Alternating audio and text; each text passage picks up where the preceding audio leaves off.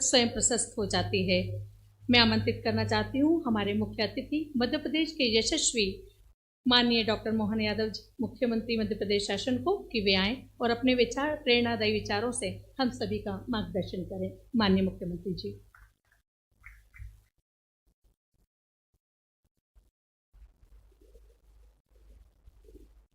ग्वालियर की धरती पर सच में आज ये दिन ग्वालियर को गौरवान्वित करने वाला है, जब ऋषि गालव के नाम पर स्थापित ये ग्वालियर अपने विश्वविद्यालय के भूमि पूजन के अवसर पर एक नया इतिहास गढ़ने जा रहा है। आज के इस कार्यक्रम में हम सबके श्रद्धेय विचारक, चिंतक, संघ के अखिल भारतीय कार्यकारिणी के माननीय सदस्य श्रीमान सुरेश जी भाई साहब, मंच पर ही विराजमान माननीय शिक्षा मंत्री श्रीमान इंदर सिंह परमार जी,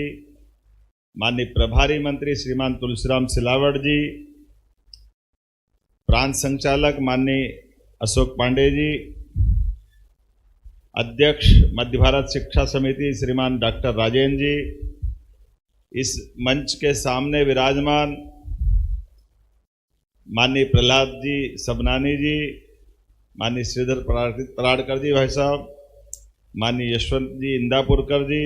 माननीय कमल जैन जी, माननीय नवल शुक्ला जी, माननीय अशोक पाठक जी, माननीय राजेंद्र सिंह गुरैया जी, माननीय मनिंद्र कुशवाहा जी, माननीय मधुसूदन शर्मा जी, हमारे माननीय सांसद भारत सिंह कुशवाहा जी, हमारे वित्त विकास निगम के माननीय अध्यक्ष श्रीमान जयभान सिंह पवैया जी, पूर्व मंत्री माननीय अनूप मिश्रा जी, पूर्व सांसद माननीय विवेक सेजवलकर जी, माननीय केशव सिंह बघेल जी, माननीय लाल सिंह आर्य जी, माननीय मंत्री प्रद्युम्न सिंह तोमर जी,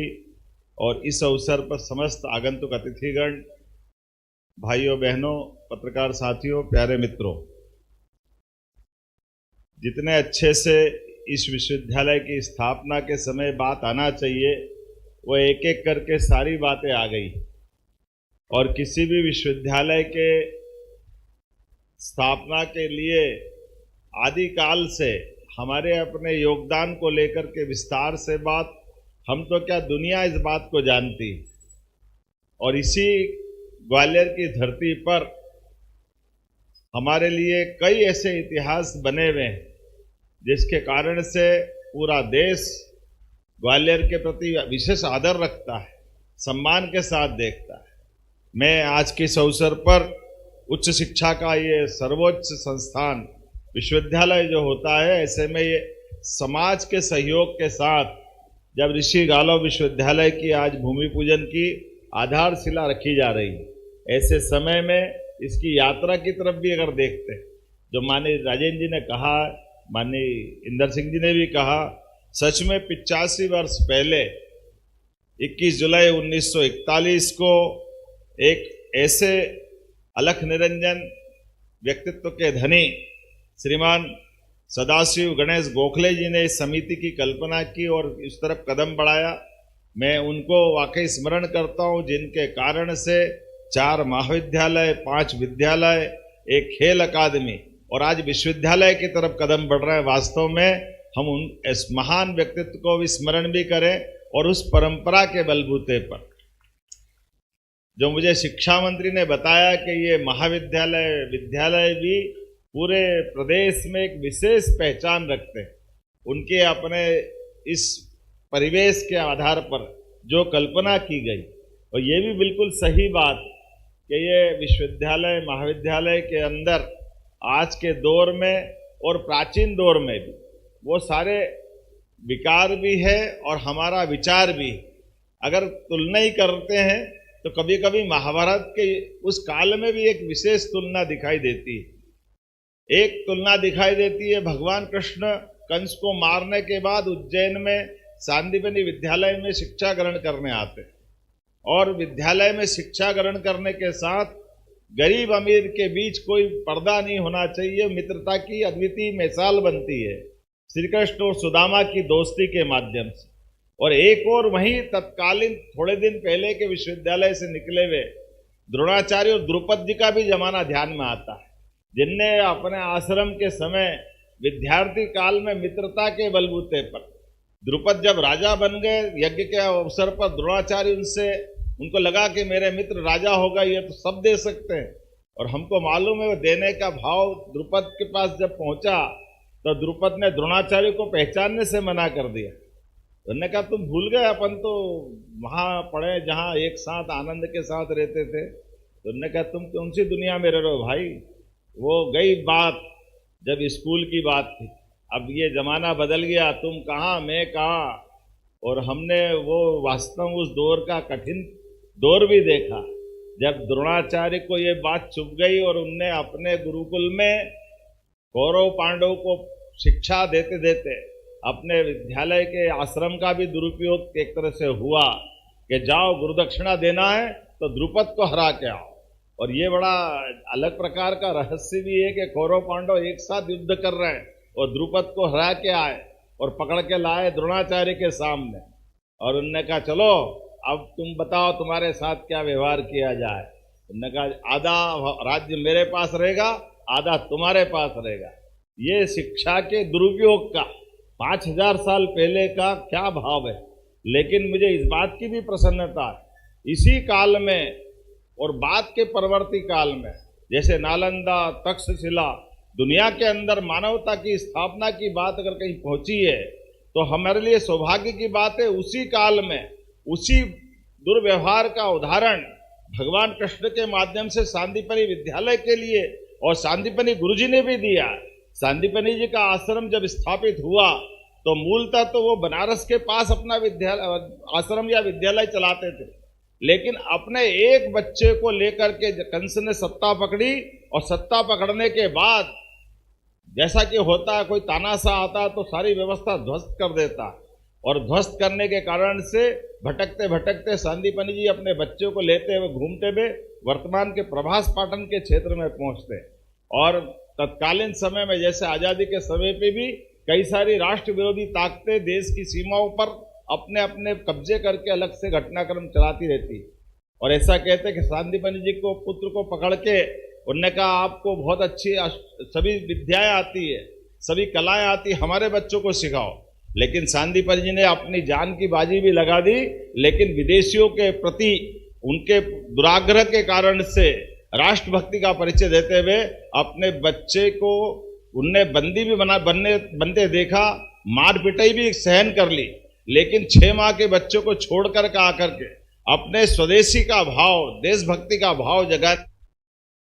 11 साल तक बच्चों को छोड़ करके शिक्षा देने का उदाहरण पेश किया। तभी तो श्री कृष्ण बनते हैं, तभी सांदीपनि श्री कृष्ण के इतिहास में वो बातें गुजरती है। इसीलिए जब हम भगवान कृष्ण के जीवन की तरफ देखते हैं तो मित्रता का सुदामा और कृष्ण का इतिहास भी सबके सामने जाता है। तो जब अपनी सरकार बनती है तो मुझे अच्छा लगता है कि सांदीपनि विद्यालय का नाम हमारे नए बनने वाले विद्यालय की तरफ रख करके उस गौरवशाली अतीत को जोड़ के देखते हैं। मुझे इस बात का आनंद है आज जब मैं आपसे बात कर रहा हूं, ये भी सुखद संयोग है कि देश की सीमाओं के ऊपर भी जिस प्रकार से राज्यों के साथ होना चाहिए, मैं बोलना तो नहीं चाहिए लेकिन फिर भी ये बात बोल ही देता हूं कि बांग्लादेश की सीमा पर भी अब हमारा अपना भगवा ये संयोग भी है और आनंद भी है कि राष्ट्रवादी लोगों के साथ जिस प्रकार का आज का दौर चल रहा है, यह सच में यशस्वी प्रधानमंत्री नरेंद्र मोदी जी ने जब से अपने सरकार के सूत्र हाथ में लिए हैं, उन्होंने प्रयास किया कि हमारी इस वैचारिक अनुष्ठान की यात्रा में सरकार के माध्यम से वो सब होना चाहिए जिसके कारण से ये भारत के नाते से पहचाना जाए। मुझे इस बात की प्रसन्नता है वो ऐसे सारे कठोर निर्णय भी जिस निर्णयों को लेकर के कभी कोई कल्पना नहीं करता था, लेकिन आज के इस दौर में जब मैं आपसे बात कर रहा हूं तो सच में इस बात की प्रसन्नता के ग्वालियर के अंदर समाज के आधार पर सबके सहयोग से वो जो 41 में आज़ादी के पहले यात्रा प्रारंभ हुई थी, आज वो विश्वविद्यालय की तरफ ये कदम बढ़ते दिखाई दे रहे हैं। ऐसे में राजेंद्र जी ने बात में भाषण में अच्छा इशारा किया है कि विश्वविद्यालय सबके सहयोग से बनेगा। तो मैं आपको आश्वस्त करता हूं राजेंद्र जी, बिल्कुल समाज का सहयोग मिलेगा और सरकार का भी सहयोग मिलेगा। हमारी तरफ से कोई और कसर बाकी रहने वाली नहीं। हमें तो इस बात की प्रसन्नता है कि ये प्रदेश का हमारा इस विचार परिवार का पहला विश्वविद्यालय है, और पहला विश्वविद्यालय तो उतनी गरिमा गौरव के साथ तो बनना ही चाहिए, और इसी गालों के नाम पर वो विश्वविद्यालय है, इसलिए उसका आनंद बढ़ जाता है। ऐसे समय में आप इस विश्वविद्यालय के लिए जैसा जो चाहोगे, सच में आपने गुरु पूर्णिमा तय कर दी, और हमारे भी सरकार के बनने के बाद हमने अपने उच्च शिक्षा में बड़ी एक संकट रहता था कि जब गुरु पूर्णिमा उत्सव मनाने की बात करो तो कॉलेज के अंदर थोड़ा सा इस बात का भाव रहता था कि गुरु पूर्णिमा ये तो स्कूल वाले मनाएंगे, शिक्षक मनाएंगे, बाकी नहीं मनाएंगे। तो हमने कहा ये क्या झंझट है। तो बाद में ध्यान में आया कि एक काम करते हैं, ये कुलपति को ही कुलगुरु नाम कर देते तो गुरु पूर्णिमा अपने आप उच्च शिक्षा में भी मनने लग जाएगी। तो सरकार के माध्यम से इस मार्ग में चलते हुए हमने देश के अंदर अपना प्रदेश इस तरह से कुलगुरु का नाम करते हुए वाइस चांसलर को एहसास कराया कि सच में गुरु पूर्णिमा का जो महत्व है उससे क्या छिपा हुआ है। माननीय जयभान सिंह पवैया जी यहाँ बैठे, मेरे पहले शिक्षा मंत्री थे। आपने भी एक अच्छा परिवर्तन किया था कि जब अपने दीक्षांत समारोह हो तो दीक्षांत समारोह में वो काले जगले वगले पता नहीं कहाँ के कपड़े भगवान जाने कहाँ से आते हैं, इसलिए हटाहटू के अपने देश का अच्छा बढ़िया साफे के साथ कुर्ते पजामे के साथ जैकेट पहन करके दीक्षांत में जो आनंद आता है, ये परंपरा भी चालू की। और हर साल,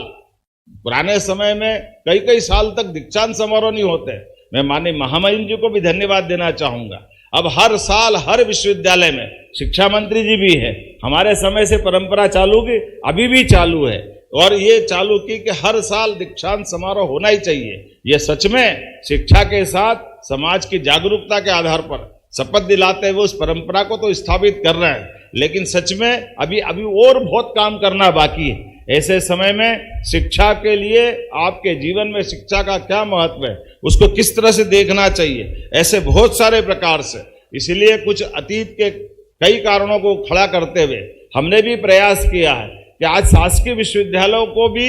सामाजिक या निजी क्षेत्र के विश्वविद्यालय सब में थोड़ा थोड़ा अंतर देखते हुए, इसलिए इसी संभाग के अंदर गुना के अंदर और गुना के साथ 3 नए विश्वविद्यालय हमारी सरकार के बनने के बाद खोले गए। इसमें टंटिया मामा के नाम पर अगर हम खरगोन में विश्वविद्यालय खोलते हैं तो ग्वालियर को गौरवान्वित करते तात्या टोपे विश्वविद्यालय गुना में स्थापित करते हैं, और वो हमारा अतीत का 1857 का वो युद्ध और उस दौर का संघर्ष भी याद करते हैं। और इसी के साथ सागर में डॉक्टर हरि सिंह गौर विश्वविद्यालय की जो स्थापना हुई थी, लेकिन वो जब सेंट्रल यूनिवर्सिटी बन गई, ऐसे समय में राज्य का विश्वविद्यालय की आवश्यकता थी, तो हमने अपने यहीं की रानी अवंतीबाई लोधी के नाम पर सागर में भी वो विश्वविद्यालय खोला। और सरकार बनने के साथ ही 55 एक्सीलेंस कॉलेज, जिसमें नई शिक्षा नीति के बलबूते पर समग्र शिक्षा के प्रयास किए गए। आज के इस अवसर पर जब मैं आपके बीच में बात करने के लिए या अपना विषय रखने आया हूं, तो पुनः आज इस अवसर पर इस नए संस्थान के प्रति शुभकामना देता हूं, जहां 5000 से अधिक विद्यार्थी पढ़ रहे हैं, और ये समिति शिक्षा की अलग जगह रही है। आइए हम सब इस सुप्रसंग के अवसर पर अपने अपने स्तर पर सहयोग करते हुए निश्चित रूप से जो संकल्प लिया है कि अगले साल गुरु पूर्णिमा तक ये संस्थान खड़ा हो जाए। मेरी अपनी ओर से बहुत बहुत बधाई, शुभकामना। भारत माता की जय।